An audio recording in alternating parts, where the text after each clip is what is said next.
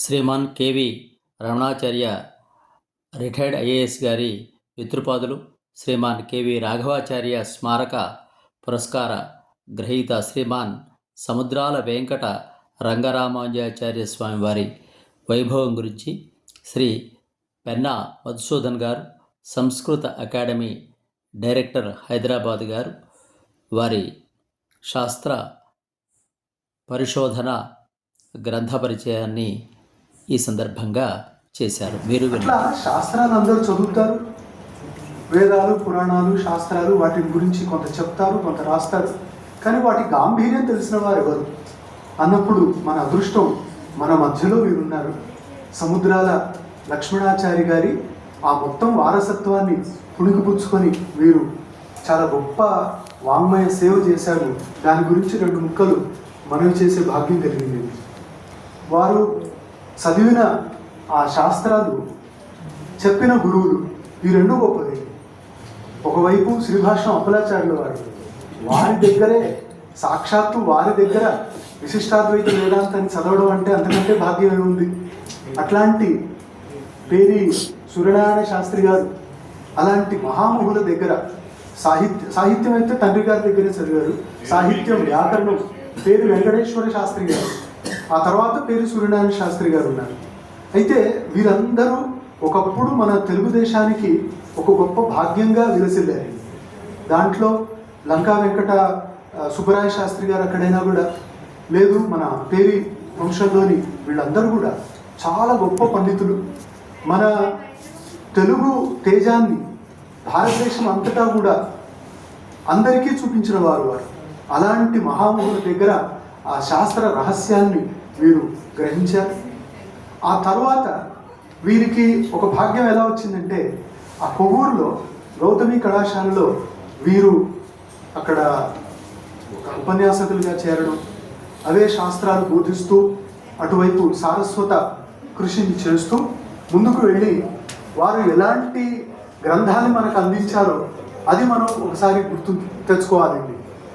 చాలామందికి ఈ విషయం తెలియదు కాబట్టి సభాముఖంగా తెలియజేసే ఒక భాగ్యం ఇది.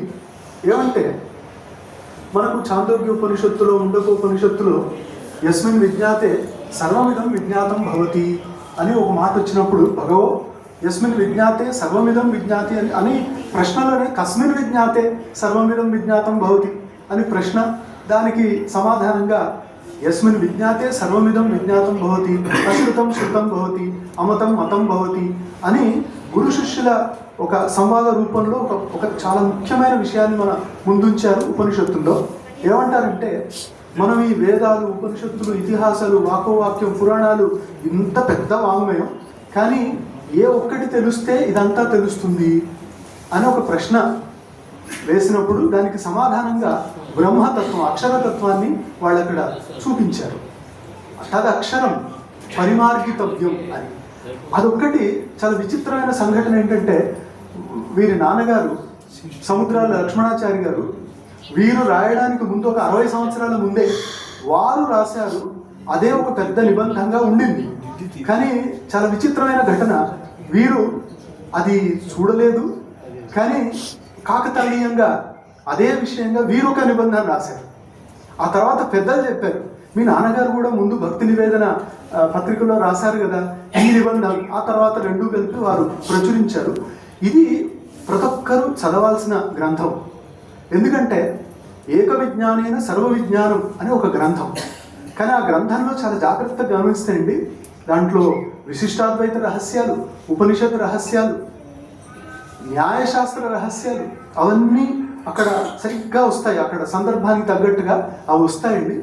కానీ ఆ గ్రంథం ఎవరైనా వేదాంతం పట్ల మీకు ఆసక్తి ఉన్నా, భారతీయ దర్శనాల పట్ల ఆసక్తి ఉన్నా కూడా ఒక పుస్తకం చదవాలి. తెలుగులో ఉంది చాలా స్పష్టంగా. అసలు విశిష్టాద్వైతం అనే శబ్దం భగవద్ రామానుజులు వాడారా, వారి వాంగ్మయంలో వచ్చిందా అంటే గురువు గారు అక్కడ చెప్తారు, అసలు ఇది భగవద్ రామానుజుల శబ్దం కాదు. ఇది వారెక్కడ వేదార్థ సంగ్రహంలో కానీ శ్రీభాష్యంలో కానీ మరొక గ్రంథంలో కానీ వాడలేదు. కానీ శృత ప్రకాశకారులు సుదర్శన సూరి వారు విశిష్టైక్యం అని ఒకటి వాడారు. ఆ తర్వాత విశిష్టాద్వైతంగా వెళ్ళింది. అసలు ఈ విశిష్టాద్వైతం ఎవరిది? విశిష్టయో అద్వైతం వా విశిష్టం చ తదద్వైతం వా కర్మధారేమా షష్ఠి తత్పురుషున ఇవన్నీ జాగ్రత్తగా ఒకటొకటి కూరుస్తూ ఆ ఏక విజ్ఞానైన సర్వ విజ్ఞానం ఎలా, అది అద్వైతంలో ఎలా కుదరదు, విశిష్టాద్వైతంలో ఎలా కుదురుతుంది అని వారు చాలా చక్కగా సమన్వయం చేసి చూపించారు. అలా చాలా తక్కువ మంది ఉంటారు సమన్వయ మహర్షులు మనకు. ఏమంటే అది అద్వైతం విశిష్టాద్వైతం మనం వాదాల పట్ల వెళ్ళకపోతే సమస్య ఏమవుతుందంటే అంతా మిథ్య అన్న అద్వైతం ప్రకారం ఈ ఏక విజ్ఞానైన సర్వ విజ్ఞానం కుదురుతుందా? అప్పుడు దాన్ని బాగా విశ్లేషించి వారు అన్నారు, శంకరాచార్యులు వారు భారతీయ సమాజానికి మన హిందూ ధర్మానికి చేసిన సేవ గొప్పది. అది 3 సార్లు ఇక్కడి నుంచి చెప్పారు. ఏంటంటే ఆయన చాలా గొప్ప పని చేశారు, ఇందులో సందేహం లేదు. కానీ ఉపనిషత్తులు, బ్రహ్మసూత్రాలు, భగవద్గీత వీటిని అన్వయించాల్సిన క్రమంలో వాటికి చాలా దగ్గరగా చెప్పిన ఒకే ఒక ఆచార్యులు అంటే ముందు భగవద్ రామానుజులని వారు చాలా జాగ్రత్తగా చెప్పారు అక్కడ. ఎందుకంటే చిదచిదీశ్వర తత్వం, ఆ 3 తత్వాలు తత్వత్రయం అంటాం, యామనాచార్యుల వారి. సో ఈ తత్వత్రయాన్ని సరిగ్గా భగవద్ రామానుజులు చూపించారు. అది బ్రహ్మసూత్ర తాత్పర్యం, అదే ఉపనిషత్ తాత్పర్యం ఏ విధంగా అని అవన్నీ వాక్యాలు జోడిస్తూ చాలా అద్భుతంగా రాసిన ఒక గ్రంథం. మన తెలుగు వాళ్ళు దీనికి రుణపడాలి.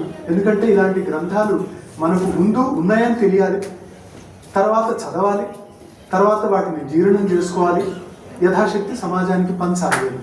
ఇది అట్లా ఒక గ్రంథం. కానీ మరొక గ్రంథం, వీరిలో ఒక గొప్ప పరిశోధకులు ఉన్నారు. అదేంటంటే ప్రతి విషయాన్ని చాలా సునిశ్చిత దృష్టితో, పరిశోధనాత్మక దృష్టితో చూసి చాలా జాగ్రత్తగా సమాజం ముందుంచేవారు. దాంట్లో కావ్య ప్రకాశ హృదయ ప్రకాశం అని ఒక వ్యాఖ్య. అసలు ఆశ్చర్యం ఏంటంటే చాలా సంవత్సరాలుగా సంస్కృత కావ్యాలు, కావ్యశాస్త్రాలు, కావ్య ప్రకాశం, ధ్వన్యాలోకం లాంటి ఎన్ని గ్రంథాలు ఎంత బాగా చెప్తున్న వాళ్ళకు కూడా తెలియని వ్యాఖ్యానాలు, చండీదాస వ్యాఖ్యానం అనుకోండి, మిగతా ఎన్నో వ్యాఖ్యానాలు వారు అంటే విశ్వనాథ వ్యాఖ్యానం కూడా ఉంది. అలాంటి వ్యాఖ్యానాలన్నీ ముందుంచుకొని వాటిని జాగ్రత్తగా పరిశీలించి వాటిలోని మంచి చెడులని విమర్శిస్తూ వారు ఈ వ్యాఖ్యానం చేశారు, కావ్య ప్రకాశ హృదయ ప్రకాశం అని. అందరూ కావ్య ప్రకాశం మాత్రం చదువుతారు, కానీ కావ్య ప్రకాశం పైన ఇలాంటి విమర్శనాత్మక గ్రంథం ఉంది, అది మన తెలుగువారు గొప్ప పండితులు రాశారు అని మన వాళ్ళకు ముందు తెలియాలి, అది అందరికీ చెప్పాలండి. ఎందుకంటే తెలుగు వాళ్ళకున్న ఒక పెద్ద సమస్య ఏంటంటే మన వాళ్ళని ముందు గ్రహించరు. బయట వాళ్ళందరూ గొప్పవాళ్ళు, మన వాళ్ళు తర్వాత వస్తారు, ఈ సమస్య. సో మన చుట్టూ ఉన్నవాళ్ళు, దీని మరాఠీలో అంటారు కాకేత్ కడస గావాలా వడస, అంటే చంకలో పెట్టుకొని ఊరంతా తిరిగినట్టుగా మనలో ఉన్న గొప్ప ఋషులు, మనలో ఉన్న గొప్ప పండితులు, వారు శ్రీమాన్ రాఘవాచార్య స్వామి వారు, ఈ తరంలో మళ్ళీ మన శ్రీమాన్ సముద్రాల రంగరామానుజాచార్య స్వామి వారు ఇలాంటి గ్రంథాలని వారు అందించారు.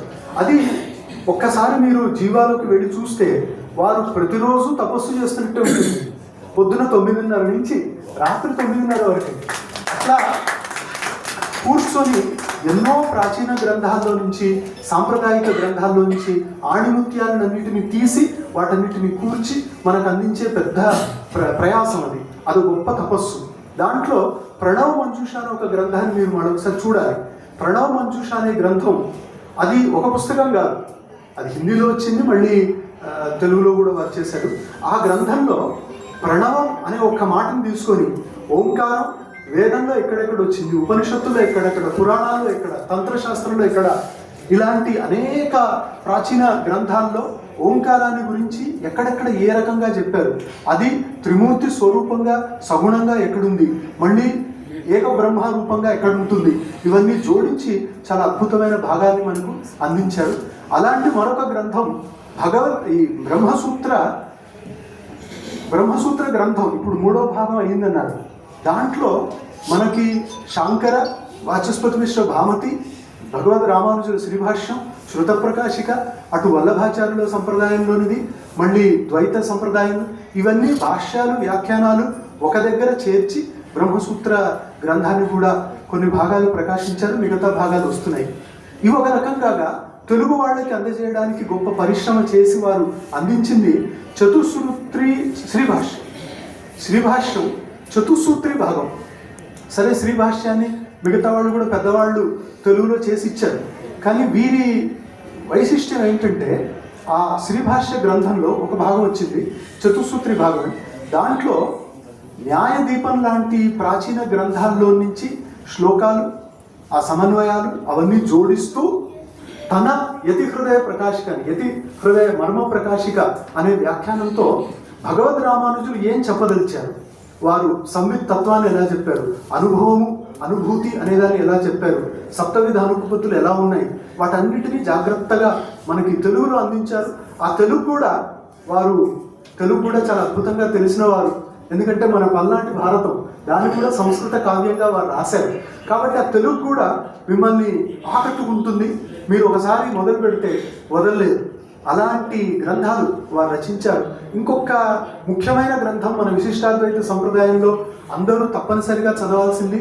అది వాళ్ళొక్కడే కాదు, ఇతర వేదాంత సంప్రదాయాన్ని అధ్యయనం చేస్తున్న వారు కూడా విశిష్టాద్వైతాన్ని సరిగ్గా అర్థం చేసుకోవడానికి ఉపయోగపడే ఒక గొప్ప గ్రంథం వేదార్థ సంగ్రహం. అసలు దాంతోనే మన బ్రహ్మసూత్ర భాష్యం మొదలైందంటాం. వారు తిరుపతిలో వేదార్థ సంగ్రహాన్ని ముందు వెలయించి ఆ తర్వాత కదా శ్రీ భాష్యాన్ని వారు విస్తరింపజేశారు. కాబట్టి అలాంటి వేదార్థ సంగ్రహం ఒక దీపం లాంటిది, తర్వాత శ్రీ భాష్యం ఒక పెద్ద సూర్యుడు లాంటిది. కానీ ఈ వేదార్థ సంగ్రహం ద్వారా అందరికీ వేదాంతంలో, ముఖ్యంగా విశిష్టాద్వైత వేదాంతంలో ప్రవేశం చక్కగా కలగలదు. అలాంటి రహస్యాలన్నింటినీ చూపిస్తూ రాశారు. అది మీరు తప్పక చదవాల్సిందండి. ఎందుకంటే దాంట్లో ఎక్కడ యాదవ ప్రకాశుల మతం వస్తుంది, ఎక్కడ భాస్కరాచార్యుల మతం వస్తుంది. ఎందుకంటే భగవద్ రామానుజులు ఎవరి పేరు తీసుకుని చెప్పలేదు. మరి ఎవరి మతం ఎవరిది, అసలు పూర్వమీమాంసకుల్లో భాట్ల మతం ఎవరిది, ప్రాభాకర మతం ఎక్కడిది, ఇక్కడ మనం ఎక్కడ చూసుకోవాలి, ఇవన్నీ సాధారణమైన ప్రజ్ఞ గల వాళ్ళకి తెలియవు. కాబట్టి ఇలాంటి గురువులు కరుణతో అలాంటి గ్రంథాన్ని వెలయిస్తే దాని ద్వారా ఒక సమాజానికి ఒక మంచి విషయం తెలుస్తుంది, శాస్త్ర రహస్యం పట్టుబడుతుంది అని. రెండు గ్రంథాల గురించి కూడా నేను మనవి చేయాలి. ఒకటి కౌశిక్కి ఉపనిషత్తు, రెండవది శ్వేతాశ్వతర ఉపనిషత్తు. ఈ రెండు ఉపనిషత్తుల ఆంధ్ర వివరణ, అనువాదం అనకూడదు, ఆంధ్ర వివరణతో వీరు పుస్తకాలు ప్రచురించారు. దాంట్లో ముఖ్యంగా కౌశికి ఉపనిషత్తులో ఋగ్వేదం ఉంది. దాంట్లో పర్యంక విద్య, ఎందుకంటే ఇది తిరువాయుమొజిలో 10వ పొత్తులో వస్తుంది, 9వ మొజి అంటాం మనం, తిరువాయుమొజి నోరు తిరక్క, సో తమిళం కాబట్టి ఆ తిరువాయుమొజిలో వారు సరిగ్గా చూపిస్తారు ఏంటంటే పర్యంక విద్య ఇది ఎంత ముఖ్యం విశిష్టాద్వైతంలో. ఎందుకంటే ఒకవైపు ఆళ్వారులు దీని గురించి చెప్పారు, ఆ తర్వాత సుదర్శన సూరి వారి గురువు గారు ఆయన చెప్పారు. ఇట్లా మన సంప్రదాయంలో ఉన్న ఈ ముఖ్యమైన విషయం అది ఈ ఉపనిషత్తులో ఉంది కదా అని వారు ఆ ఉపనిషత్తుకి ఒక విస్తృతమైన వివరణని ఇచ్చారు. ఆ వివరణలో కేవలం వివరణ అంటే మంత్రానికి అర్థం కాకుండా దాంట్లో సమస్యాత్మక సందర్భాలే. ఎక్కడ వాళ్ళకి ఇప్పుడు బ్రహ్మహ్రదము అన్న దగ్గర ఎక్కడ సమస్య వస్తుంది, తర్వాత ఈ విరజా నది కావచ్చు, తర్వాత అసలు ముందు ఏదొస్తుంది ఆ తర్వాత ఏదవుతుంది, ఇట్లాంటివి నిర్ధారించడం అది చాలా జటిలమైన విషయం. పెద్ద పెద్ద వాళ్ళు కూడా వాటిని దాటుకొని వెళ్ళిపోయారు. కానీ అట్లాంటివి ఆ పర్యంక విద్యలో అమానుష మానవుడిని అమానవ పురుష, ఇది మనకు చాందోగ్యంలో కూడా వస్తుంది. సో ఈ ఉత్తరాయణ అర్చిరాది మార్గంలో, అర్చిరాది మార్గానికి విశిష్టాద్వైతంలో చాలా ప్రాముఖ్యం ఉంది. దాని గురించి తమిళ వేదాంతంలో కూడా చాలా గొప్పగా చెప్పబడింది. అవన్నీ జోడిస్తూ వారు కౌశికి ఉపనిషత్తుకి తెలుగు వివరణ ఇచ్చారు. అది ముఖ్యంగా తెలుగు వాళ్ళందరూ ఒకసారి చదవాల్సింది. ఇట్లాంటి గ్రంథాలు ఇది కాకుండా బృహతి ఒకటి మీకు మీమాంసా శాస్త్రంలో, సరే కుమారుల భట్టు వారి శాబర భాష్యం మీద కుమారుల భట్టు వారి మొదట శ్లోకవార్తికం, ఆ తర్వాత తంత్రవార్తికం, ఆ తర్వాత టుప్టీక అని ఒక సంగ్రహ టీక కూడా ఉంది. అవి 4 భాగాలుగా నేను చాలా కాలం ముందు ప్రచురించాను ఢిల్లీ నుంచి. అయితే అంతవరకు లోకానికి తెలిసింది కుమారుల భట్టు వారి గ్రంథమే. ప్రభాకర భట్టు గురించి అందరూ అక్కడక్కడ చెప్పుకోవడం తప్ప ఆ గ్రంథం దొరకట్లేదండి. కానీ వీరు చాలా పరిశ్రమించి ఆ బృహతి అనే వ్యాఖ్యను, దానిపైన మరొక వ్యాఖ్యను శాలికానాథ వ్యాఖ్యను జోడించి అద్భుతమైన గ్రంథాన్ని చాలా కష్టపడి చేస్తే అది వైదిక్ యూనివర్సిటీ వాళ్ళు తిరుపతి నుంచి ప్రచురించారు. వీరు ఈ రకంగా ఒక గొప్ప సారస్వత యజ్ఞాన్ని చేస్తూ వచ్చారు. వీరు నిరంతర దీక్షితులు. వీరు అసలు రంగరామానుజ దీక్షితులేమో అనిపిస్తుంటుంది. ఎందుకంటే నిరంతరంగా ప్రాచీన గ్రంథాలని, సాంప్రదాయిక గ్రంథాలని వాటిని జోడిస్తూ ఉపయోగపడే విధంగా, అర్థమయ్యే విధంగా గ్రంథాలు రచించడం. కానీ అక్కడ మళ్ళీ ఆ పరిశోధన, ఆ దృష్టిని వదలకుండా అక్కడక్కడ అవసరమైన రీతిలో వాటిని విమర్శించడం, అవసరమైతే ఖండించడం, ఇది ఇక్కడ సరైంది కాదు అని ఆ నిక్కచ్చిగా చెప్పగలిగిన వాళ్ళు, ఎవరికైతే శాస్త్ర గాంభీర్యం ఉంటుందో వాళ్ళే నిక్కచ్చిగా చెప్పగలరు, అలాంటి వారు. కాబట్టి ఈరోజు శ్రీమాన్ రాఘవాచార్యుల వారి పవిత్ర స్మృతిలో శ్రీమాన్ రమణాచార్యుల వారు ఇంత గొప్ప కార్యక్రమాన్ని తలపెట్టి చేస్తూ వారికి ఈరోజు పురస్కారం ఇవ్వడం అనేది మనందరి అదృష్టం. ఎందుకంటే ఈరోజు మనం ఇక్కడ ఉందాం, మనం గ్రహిస్తున్నాం ఇదంతా. కాబట్టి మన అదృష్టంగా నేను భావిస్తున్నాను. మీరు అన్నట్టుగా ఈ కార్యక్రమం ఒకటి మన అంటే జాయమానవై నరస్త్రిభి రుణై రుణవాన్ భవతి అని అనపాకృత్య రుణంతు మోక్షం సేవమాన పతత్యథ అని కూడా చెప్పారు మనుస్మృతిలో. అంటే ఈ రుణాల గురించి వారు చెప్పినట్టుగా దాంట్లో పితృరుణం అంటే మాతాపితృలు, ఈ రుణాన్ని తొలగించుకోకుండా మోక్షం గురించి ఎవరైనా ప్రయత్నిస్తే వాళ్ళు పతితులు అవుతారు అనే మాట మనుస్మృతిలో ఉంది. వారు ఆ మాటని ఉల్లంఘించకుండా చేతలో చూపిస్తున్నారు. ఏంటంటే ఇది మీరందరూ చూడండి, ఇది మీరందరూ చేయండి. ఇది మన ప్రాచీన ఉపనిషత్తు వాంగ్మయంలో ఇదే చెప్తారు. ఏంటంటే యాని అస్మాకం సుచరితాని తాని సేవితవ్యాన్ని నో ఇతరాని. అట్లా వారు సుచరితాన్ని మనందరికీ చూపిస్తున్నారు. ఈరోజు ఈ సందర్భంగా నాకు ఇట్లా 4 ముక్కలు మాట్లాడుకునే అవకాశం ఇచ్చారు. వారు నిరంతరంగా ఈ తపస్సులో కొనసాగుతూ మాకు ఇంకా గ్రంథరత్నాల్ని ఇవ్వాలి. అవి ఎప్పుడు 100 సంవత్సరాలు ఉండిపోతాయి. వచ్చేవాళ్ళందరూ కూడా మాకు విశిష్టాద్వైతం తెలియాలంటే, భగవద్ రామానుజుల గొప్పతనం తెలియాలంటే, వేదాంత రహస్యం తెలియాలంటే, శాస్త్ర రహస్యాలు తెలియాలంటే మరి మాకు ఆచార్యులైతే లేరు చెప్పగలిగేవారు. మరి గ్రంథాలైనా ఉంటే కొంత ప్రయాసం చేస్తాం కదా అని అంటే అలాంటి గ్రంథాలు వీరు రచించిన గ్రంథాలు. భగవద్ రామానుజుల గురించి మొత్తం ప్రపంచంలో ఎక్కడెక్కడ ఏ పాశ్చాత్యులు ఏమన్నారు, వాళ్ళు ఎంత ప్రభావితులయ్యారు, ఆ థిబో కావచ్చు, ఇంకొకరు కావచ్చు, వాళ్ళందరినీ సేకరించి భగవద్ Ramanuja the eyes of the westerners అని ఒక పెద్ద గ్రంథం రాశారు. అది దేశం మొత్తంగా పాకిందండి. ఎప్పుడు నేను ఉజ్జయినికి వెళ్ళినప్పుడు, ఢిల్లీకి వెళ్ళినప్పుడు అక్కడ వాళ్ళు అనేవాళ్ళు, మీరు హైదరాబాద్ నుంచి వచ్చారా, సముద్రాల రంగరామానుజాచార్య స్వామి ఎలా ఉన్నారు అని. అంటే